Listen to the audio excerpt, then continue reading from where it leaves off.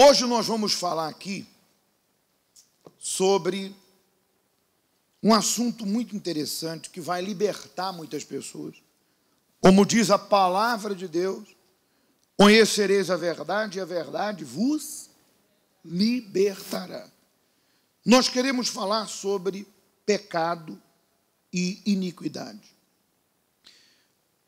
Para muitas pessoas, as duas coisas são a mesma coisa. São iguais. Mas se você pegar os evangelhos, e não apenas os evangelhos, mas toda a Bíblia, você vai ver que Deus faz referência sobre pecado e sobre iniquidade. Quando Jesus viu a mulher que foi pega em adultério, Jesus disse: vai e não peques mais. Mas em Mateus 25, quando ele fala com os bodes que estão à esquerda, ele diz: apartai-vos de mim, eu não vos conheço, vós que praticais a iniquidade. Já não é pecado. No original da Bíblia, pecar, no original hebraico, representa errar o alvo, escorregar, errar o alvo e cometer um erro. Esse é o significado do pecado no texto original da Bíblia, que a Bíblia foi traduzida.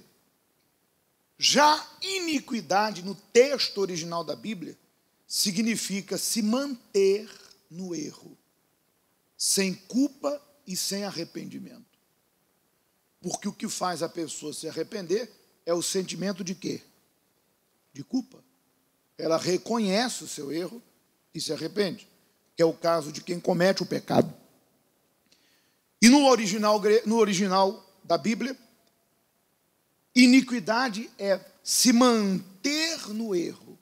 Iniquidade é errei, não me arrependo e seguirei o quê?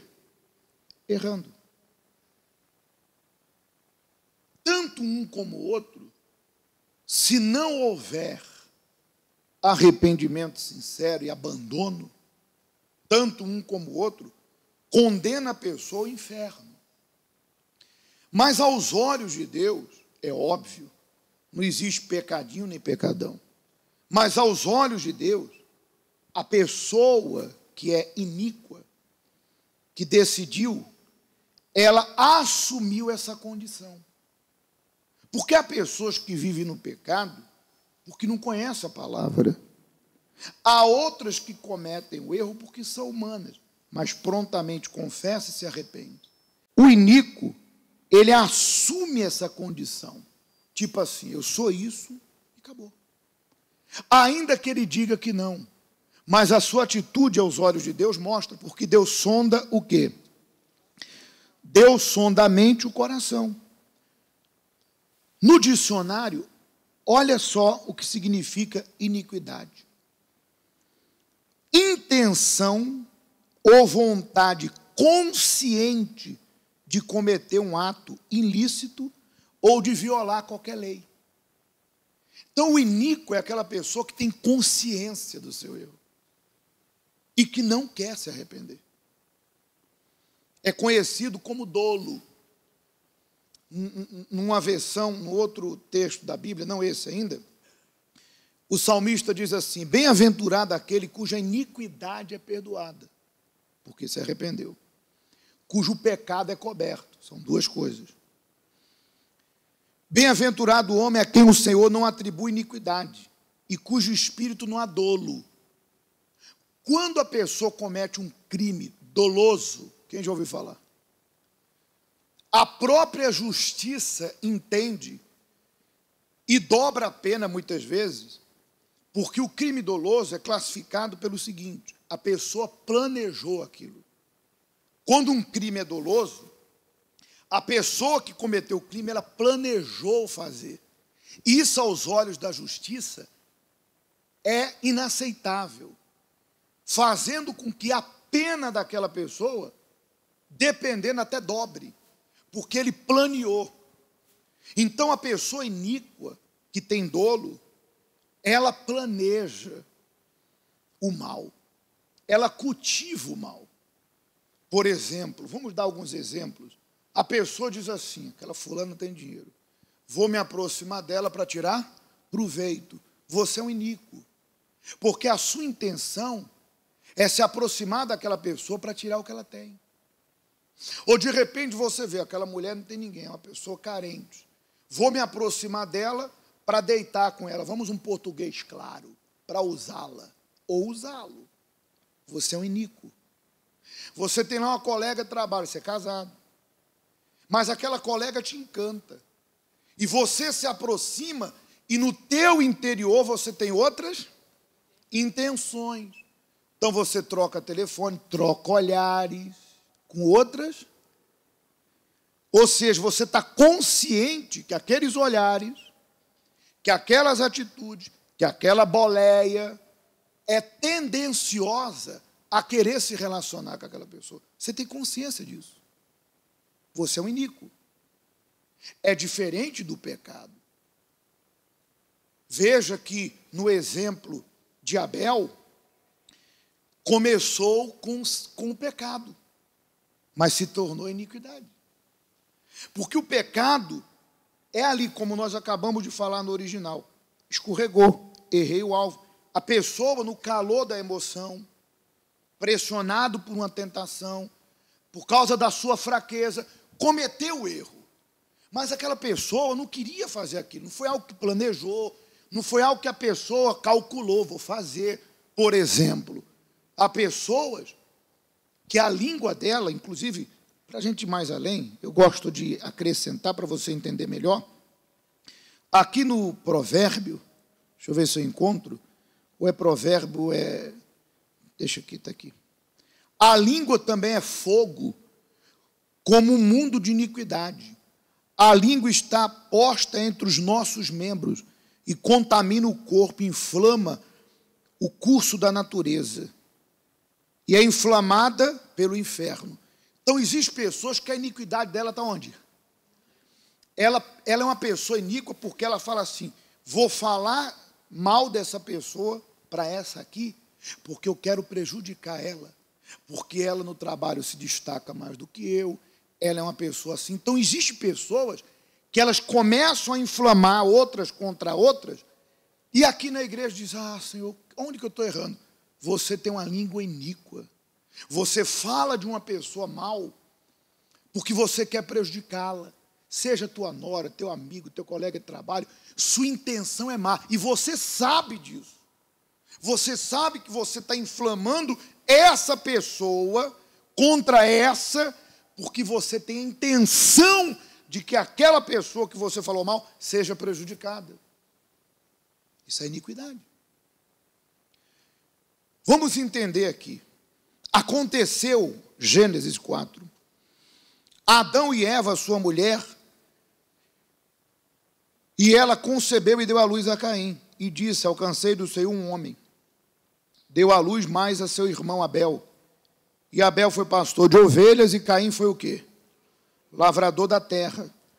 Aconteceu que ao cabo de dias, Caim trouxe do fruto da terra uma oferta ao Senhor.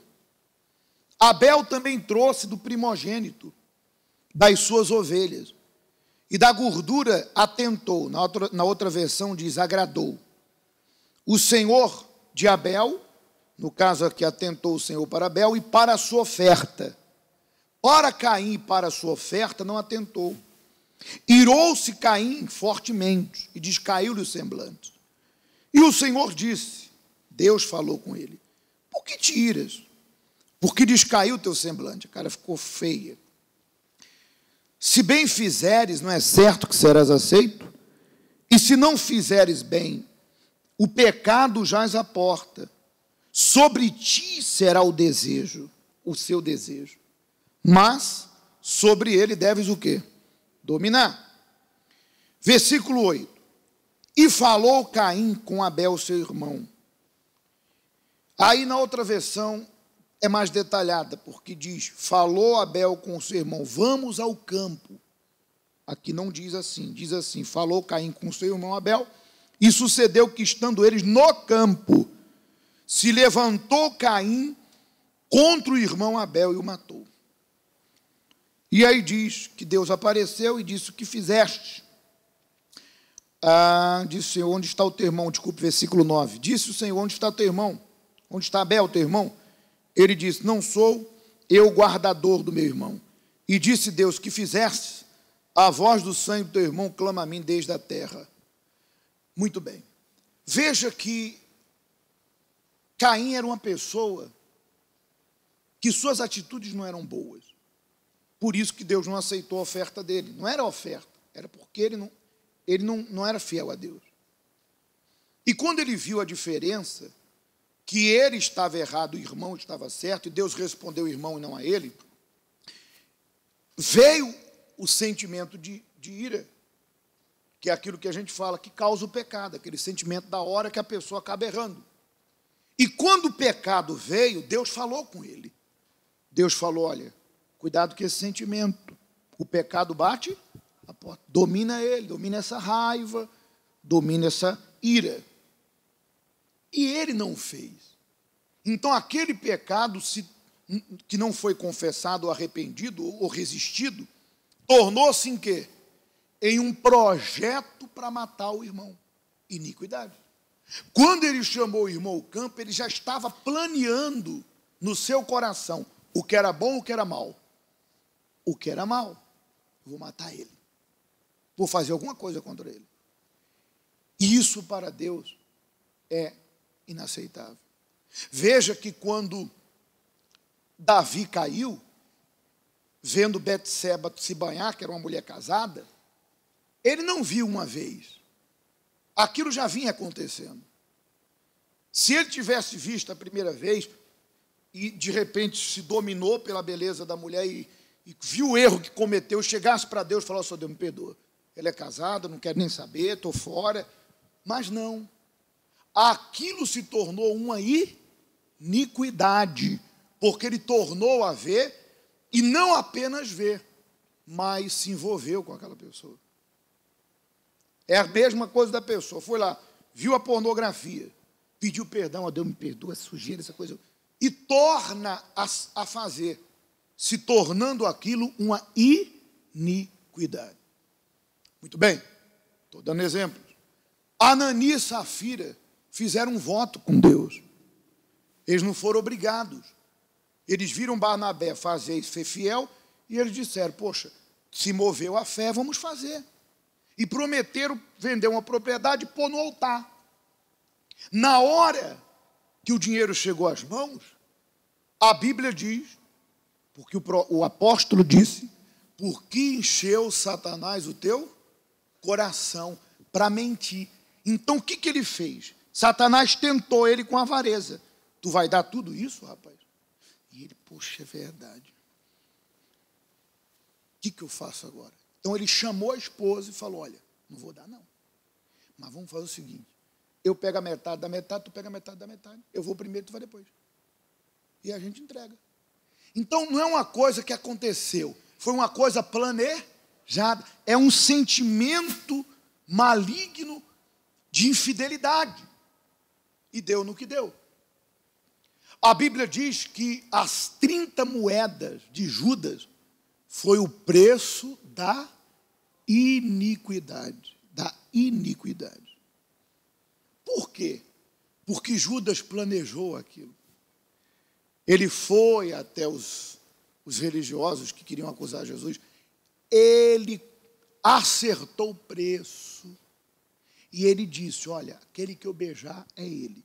Então não foi uma coisa que aconteceu, ai, caí, ó, Deus me perdoa. Não, foi uma coisa pensada.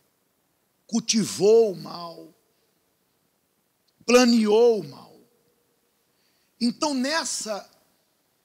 nesse momento, Deus está fazendo você pensar. Se o que você tem cometido são pecados, que prontamente são confessados e abandonados, ou se você tem sido uma pessoa iníqua, que cultiva sentimentos, vou me vingar da fulana, ela vai me pagar. Eu não sei quando, mas ela vai me pagar. E você tem um plano, ou não tem plano nenhum, mas tem o objetivo de dar o mesmo troco. Deus está falando com você. Para concluir, Isaías. Diz assim, 59. Essa palavra de Isaías foi dada ao povo pelo profeta porque não havia resposta nas orações do povo. Inclusive na própria Bíblia do bispo, se você ler, você vai ver que esse é o contexto. E Deus falou para o profeta falar para eles o seguinte: vocês não são respondidos? Eis que a mão do Senhor não está encolhida para que não possa salvar, nem agrafados, surdos, seus ouvidos, para não poder ouvir. Mas as vossas iniquidades fazem separação entre vós e o vosso Deus. E os vossos pecados, veja que são duas coisas distintas, encobre o seu rosto de vós, para que não vos ouça, porque as vossas mãos estão contaminadas com sangue, culpa, e o vosso dedo de iniquidade, e os vossos lábios falam falsidade, e a vossa língua pronuncia perversidade. Então aquele povo não era atendido, não porque Deus não queria, por causa das iniquidades, projetos maus no coração, e por causa dos pecados não arrependidos. Então, nessa manhã, o Espírito Santo traz essa palavra para todos nós. Porque todos nós somos humanos. Quem não é tentado por pensamentos, desejos, vontades, ou seja lá o que for. Mas eu pergunto, Deus sonda a mente e o coração. Ele sabe agora, quem ouviu a palavra e diz assim: ó Senhor, me perdoa, eu tenho sido iníquo ou iníqua, mas eu quero mudar. Mas se a senhora e o senhor ouviu essa palavra e pretende seguir errando quando sair por aquelas portas, saiba que isso nem é Deus que não está te ajudando, nem o diabo que está te tentando muito. É que você não se arrependeu. E para que haja abandono, tem que haver o quê? O arrependimento. Por isso, agora nós vamos buscar. E se você assim quiser se arrepender, tanto de pecados como iniquidades, você o fará. Amém?